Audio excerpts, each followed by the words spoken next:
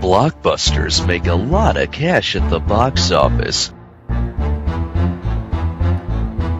What deems a blockbuster to be good or bad? Who can possibly tell us the blockbusters to avoid? Let me tell you of such a person who can. Her name, the Blockbuster Chick.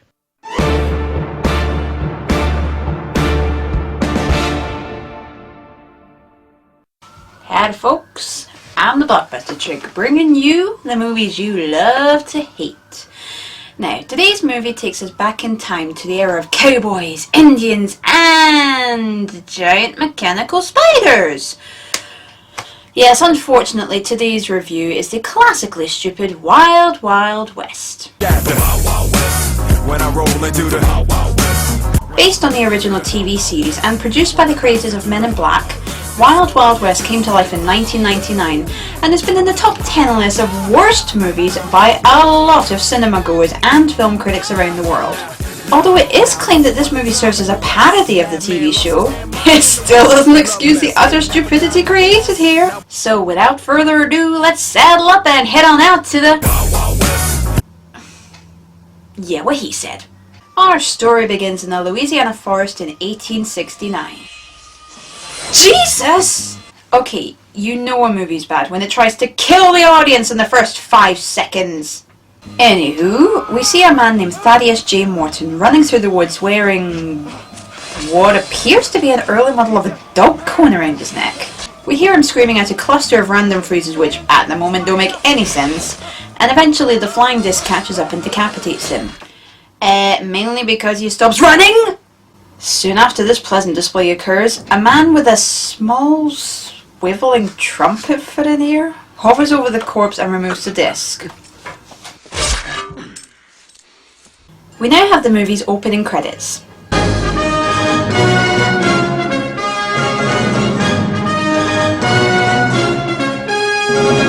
Wow, they're sure not flogging to death the fact that this is a Western movie.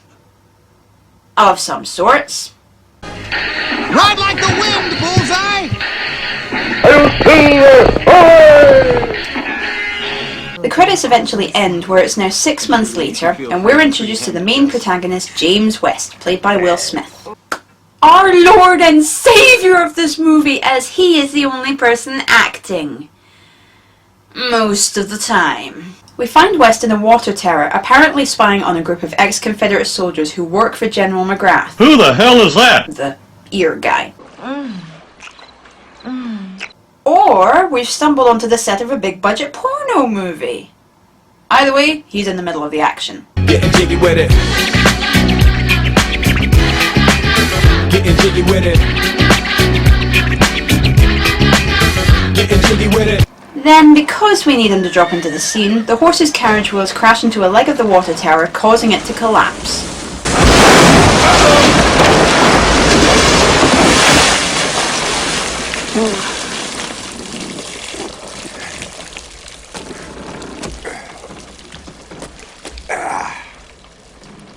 Woo!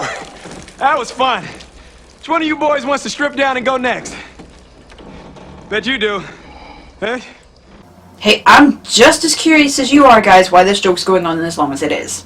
The scene now moves across town to a saloon where we find General McGrath and his gang having a party. Oh, what the hell is this? Are you seriously telling me we are being introduced to Artemis Gordon, played by Kevin Kline, dressed like that? Mm-hmm. And that McGrath thinks he's a woman? Mm-hmm.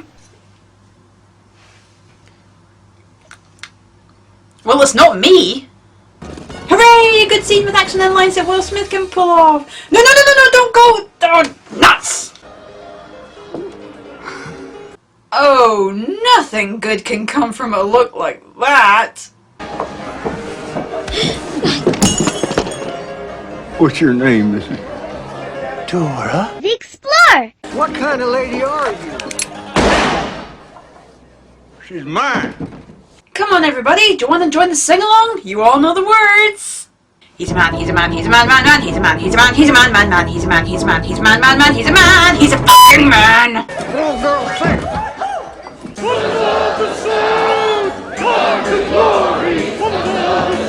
There is nothing more disturbing than a scene with Kevin Kline dressed as a whore on a table dancing and attempting to sing. Let my people go. Okay, I was wrong. Please take it away. So, finally, it becomes clear that Gordon is trying to seduce McGrath and hypnotize him into divulging his plans. General, are you feeling sleepy? Yes, I'm sleepy. Good. Now you're going to be my little doggy. And when I say speak, you're going to tell me everything I want to know. Understood? Very good. Now tell me, who do you work for? Who paid you to kidnap Escobar? Speak. No. Watch the swirling spiral. Watch the swirl. Bad dog. Watch. Oh. Damn it, I put the dog training discs in.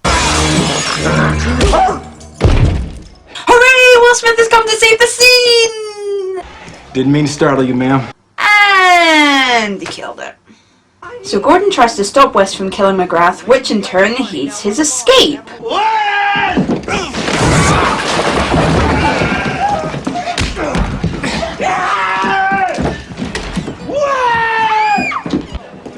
West now partakes in a one-man fight with all of McGrath's men, and Gordon removes his disguise. Stay out of my way, lady! Not a lady, I'm a U.S. Marshal!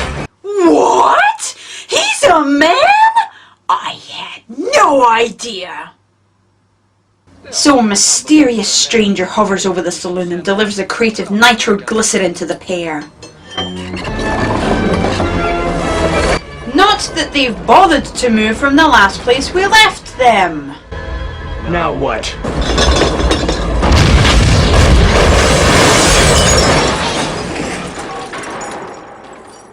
Oh, well, that was a strange short film. I'll just be going... No!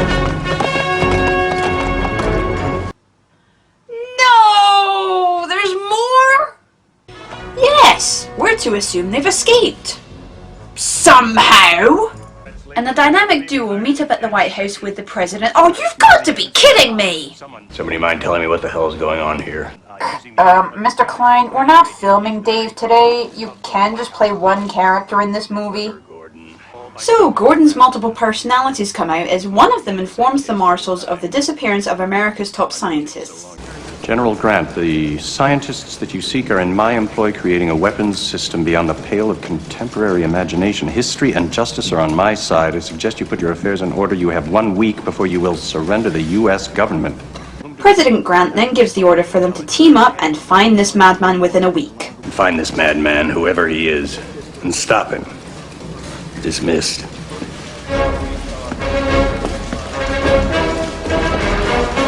So the two depart to catch the train known as the Wanderer, a luxury train kitted out with bizarre gadgets. Figures. My new invention.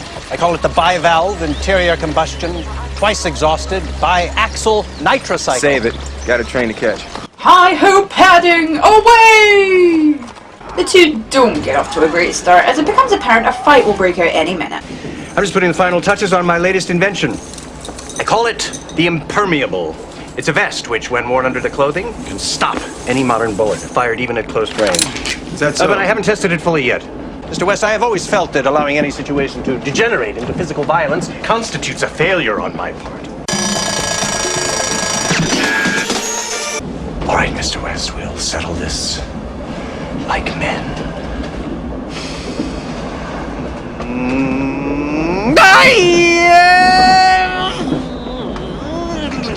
You are a sad, strange little man. Then they decide they need to figure out where they are heading to find their bad guy. Meet Professor Thaddeus Morton, kidnapped from MIT 6 months ago. Expert in the field of metallurgy, discovered in the field of alfalfa. That's a man's head. This magnetic collar was found about 6 feet away, near his body. Still trying to figure that one out. That's a man's head. According to the retinal terminus theory, a dying person's last conscious image is burned into the back of his eyeball, rather like a photograph. Perhaps there's a clue there. I give you Morton's last image. That's a man's head. It has ceased to be. It's expired and gone to meet its maker. Friends of the South, come to a costume ball, April 14, 8:30, 346 Pine Court Garden District, New Orleans.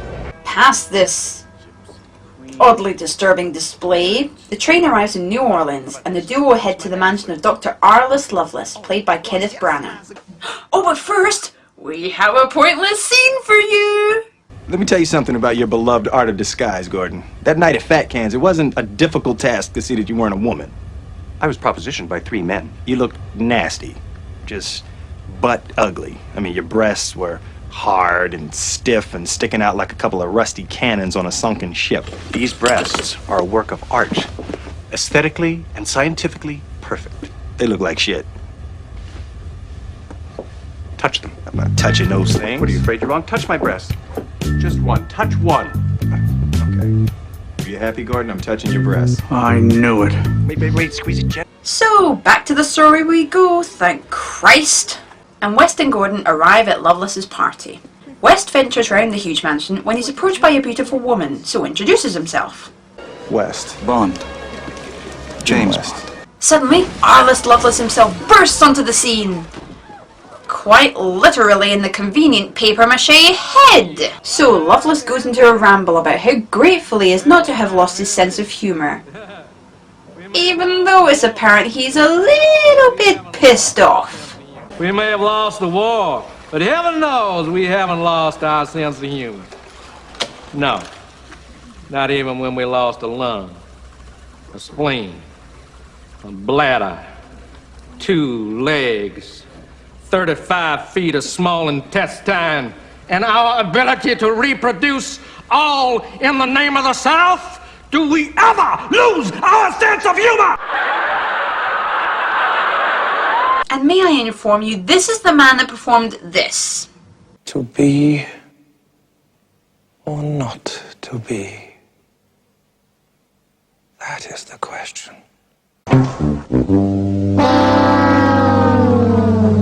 Mr. Webb, how nice of you to join us tonight and add color to these monochromatic proceedings. Well, when a fella comes back from the dead, I find that an occasion to stand up, be counted. Miss East informs me that you were expecting to see General McGrath here. Well, I knew him years ago, but I haven't seen him in a coon's age. Well, I can see where it'd be difficult for a man of your stature to keep in touch with even half the people you know. Yeah, you can pretty much tell where this is going. You've got no legs. You're black. See you later. Enjoy the crab cakes. Anyway, West mistakes a female guest for Gordon in disguise.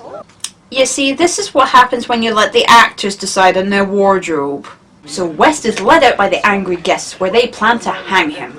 Gordon uses this as a distraction and starts searching the mansion for the missing scientists, where he stumbles upon Rita Escobar, played by Salma Hayek, and rescues her. Back to West, where we find he's trying to talk his way out of the hanging by doing a stand-up routine. The redneck comment. I'm getting a sense that y'all took that negatively.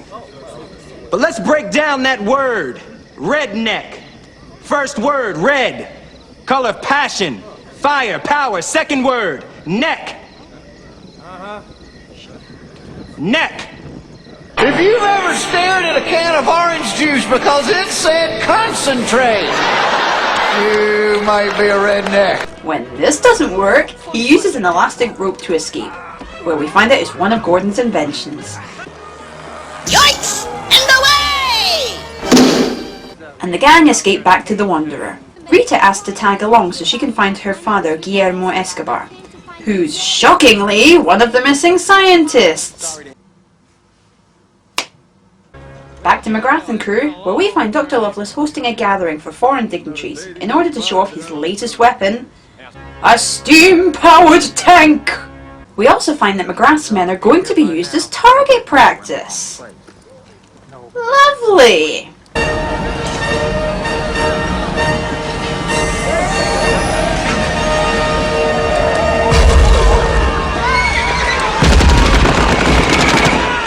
So blah blah blah blah blah. The men get slaughtered. McGrath is a tad furious, but is mortally wounded by Lovelace for betraying him.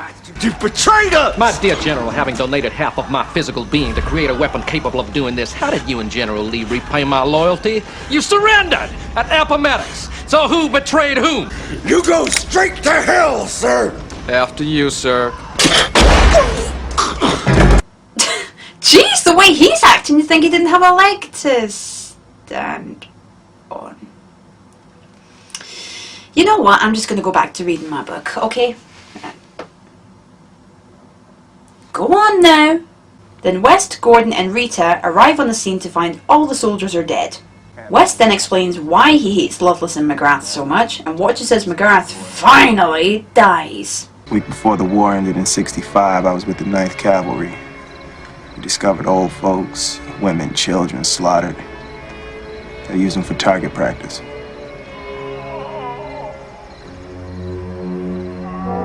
I'm glad you found me. Listen, I'm very badly burned, so if you could just... Rita discloses that Lovelace is heading to Utah in order to capture President Grant at the inauguration of the first transcontinental railroad, or the Golden Spike ceremony. The gang speed away after Lovelace but are foiled when dumbass Hayek accidentally sets off sleeping gas, knocking them all out. Jim. West and Gordon wake the next morning to find they've been neutered. What? Not really, but that would have been a lot funnier than what's about to happen. And you can pretty much figure out what's coming. West tries to leave, which sets off the machine with the flying discs. They run like hell, take a running jump into each other, the discs collide, and they're stuck in a mud pit. Well, at least their pores will be clear. I'd show you what happened next, but then I'd have to sharpen the pencil of pointlessness. Anyway, they get free, stumble onto Lovelace's secret railroad, and find Lovelace's hideout where his latest creation lives.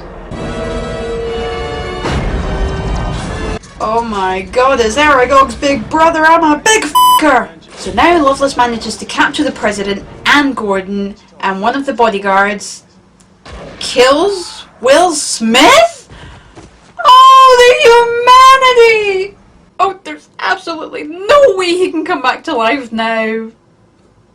Not even through the cleverly placed impermeable vest we saw earlier on that's sure to come up again. Sadly, cutting back to inside Spider Canyon, Lovelace is once again spouting off his evil intentions for the world.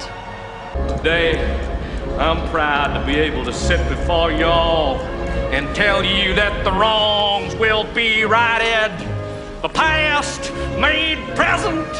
The united, divided! Great Britain gets back 13 original colonies minus Manhattan. Florida and the Fountain of Youth go back to Spain. Texas, New Mexico, California. Doesn't this sound familiar? Fact, I think I feel a song coming on. United States, Canada, Mexico, Panama, Haiti, Jamaica, Peru, Republic, Dominican, Cuba, Caribbean, Greenland, El Salvador. There we go. Then suddenly, he is interrupted by a belly dancer. You really need me to clear this one up for you? Of course it's Will! And of course Lovelace has been taking his stupid pills and doesn't realise this belly dancer is Jim West in disguise. West dances exotically to try and distract Lovelace while he gets the others free. But it's revealed his bra has a concealed flamethrower. Not something to mess with, boys, after a drunken night out. So now Lovelace realises West is in disguise, and the complex is set ablaze, abating the escape of Lovelace with the president in tow. West and Gordon realise they need to get after Lovelace, and pretty damn quick. So Gordon invents a flying machine, cause he just happens to have everything he needed in the desert. And West and Gordon fly after the giant mechanical spider. They then end up crashing into the spider and are caught by Lovelace's crew. Gentlemen, I am truly impressed by your effort and ingenuity. Why not swear an oath of loyalty to me and forego your execution? Actually, I was thinking maybe I'd stuff your little half-a-ass in one of these cannons and fertilize the landscape with you. God damn it, where was that trapdoor when we needed it? We may not have a woodshed on board, but that boy is gonna get a whooping anyway. So this goes on, and on, and on, and on, because Loveless apparently has nothing better to do. Eventually, West defeats the crew in his good old-fashioned way of being completely awesome! Now that he's defeated the crew, it's time for the boss level!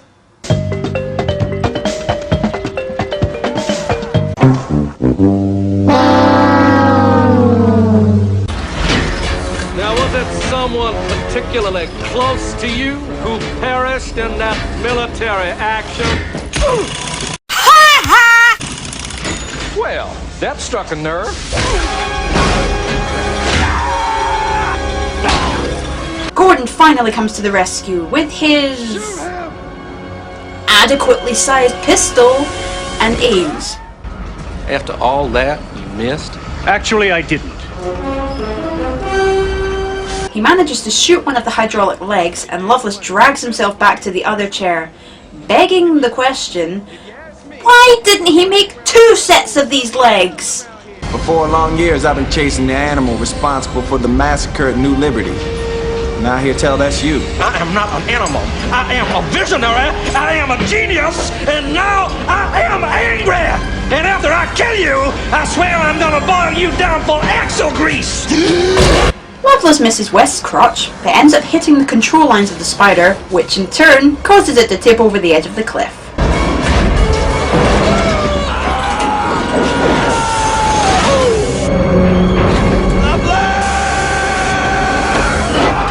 Now, I could kill you very easily, Mr. West, just by pulling on this lever. But I would die along with you, hence my conflict. Allow me to make that decision for you, Loveless. You just don't have it in you. So West pulls the lever, causing him and Loveless to plummet from the spider. West grabs hold of a long chain, which saves his life, and Loveless plunges to his death. Just waiting to hear the cartoon splat now, folks.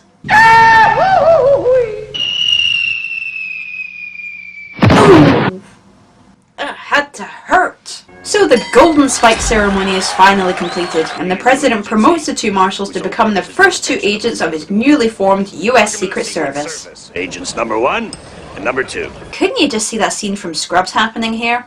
Hey, number 2. Hey, number 1. Soon after this, they meet up with Rita, and both are very keen to propose marriage to her. But I'm afraid I haven't been completely honest with you. Professor Escobar is not my father. He's my husband. yeah, 'cause incest was all the rage back then. And the film closes with West and Gordon riding off into the sunset on horseback. Oh no, wait. Of course they're riding on the spider. Because this weird object needs to be promoted even more than it already has been. Well folks, that was Wild Wild West. And I've got to say, out of the bad movies I've seen... Ah! Get out of here! Out of the bad movies I've seen, and I can't really believe I'm going to say this, it wasn't as bad as I thought it would be. Hey, what? Yeah. I'm just as confused as you are now. Most of the scenes in this movie are... the only word is bizarre, but then again, most of the scenes with Will Smith are pretty entertaining, which is to be expected from this guy. He's just awesome. But perhaps one of my complaints here is the overuse of the sex stuff scenes. And I'm not being a prude or anything, but there are just so many of these scenes which is really unnecessary. I mean, if they wanted to make a porno so badly, why didn't they just make one? But I will admit this, I could consider watching this movie again. Maybe in about 10 years' time or so. So guys, thanks for joining me again. This is the Blockbuster chick saying, with every good movie there are a few crappier ones to follow. See ya! Oh yeah.